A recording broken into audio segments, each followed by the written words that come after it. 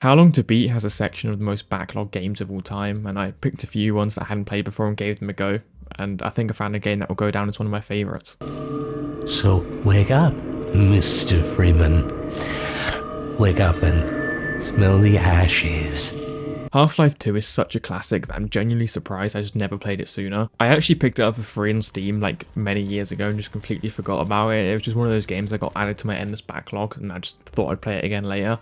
I finally gave it a go and the game immersed me almost immediately. The opening honestly reminds me of Children of Men. It's a film. You should definitely go and watch it. It's one of my favourite films of all time. And from the very beginning, the game just never stops moving. There are barely any interruptions or cutscenes pulling you away from the experience. It constantly keeps you inside the world. That flow hooked me so much that I finished the base game in just 2 sittings. Of course, everybody already knows how revolutionary the physics were, but I also was surprised by how immersive the facial animations and eye tracking still are, especially for a game from 2004. Even now, the world and characters feel strangely believable. You can almost immediately feel how influential Half-Life 2 was. So many mechanics and ideas that feel normal in modern games clearly have roots here.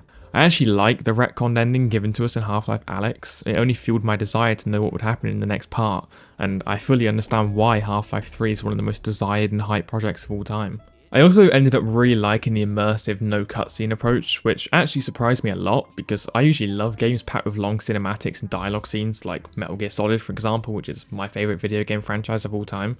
Half-Life 2 proved to me that a game can tell a story in a completely different way while still keeping you invested and engaged. I love how mysterious the game is to the point where this video took me extra long to make due to me spending so much time watching YouTube videos about the Half-Life franchise. I do think the game is at its best in episode 2. I think it takes everything that makes Half-Life 2 a good game and packs it into like a 6-hour experience. If I had to choose a chapter from the base game as my favourite, I would probably go for Highway 17, which I know is a very basic choice in this community, but I think it's where the game is at its best, at least in the first 13 or so chapters. I also want to mention how great a gaming companion Alyx is, especially once I played episodes 1 and 2. A lot of NPC companions can feel quite one-dimensional and annoying, but Alyx feels so natural and human. I think it helps that the main character Gordon is a voiceless character, so it feels more like Alyx is interacting with the player and you yourself are Gordon. So many older games can feel quite important historically, but difficult to go back to and play, whereas Half-Life 2 feels genuinely immersive and engaging even with today's standards. I think that's why people still care so deeply about this franchise after all these years. It doesn't just feel like a historic game that changed things, it still feels like a great game worth playing. Like Metal Gear Solid for example, which changed a lot of things and is still worth going back to today because it's one of the greatest games ever made. And now I'll be waiting for Half-Life 3, just like everybody else. They told me, son, you're special. You were born to do great things.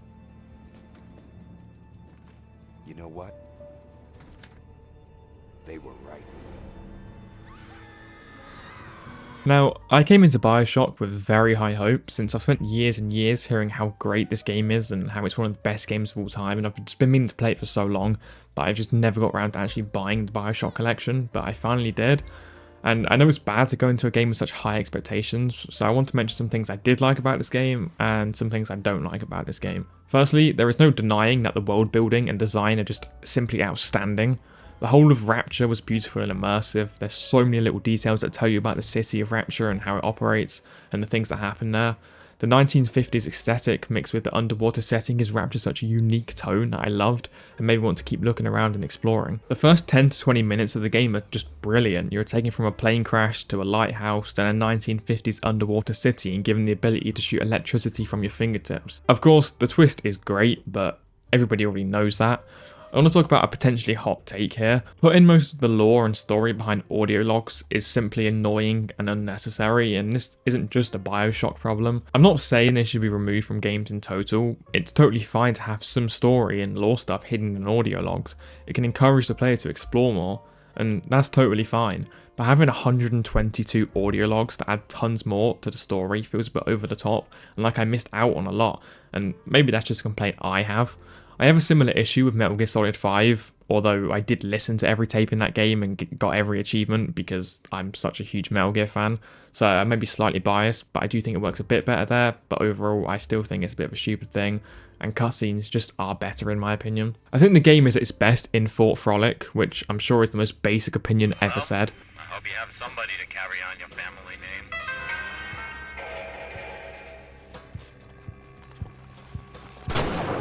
The The design of the entire section perfectly demonstrates why I love the design of the world so much. The neon lights and advertisements make the level so engaging to look at.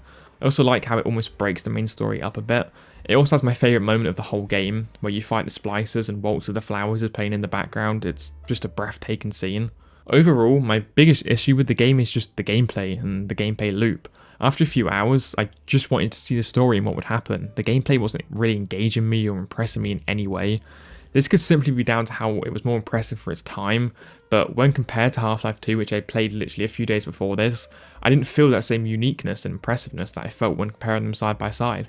The game just feels a little clunky, more so in the gun department than anything else, and the enemies feel way too much like a bullet sponge. Overall, I'm still happy I played the game and I will play Bioshock 2 and Infinite, but Bioshock won't be a game that stays with me or that I'd shout about how great it is. But again, that's just my opinion, and it's still worth giving a shot if you've never played it.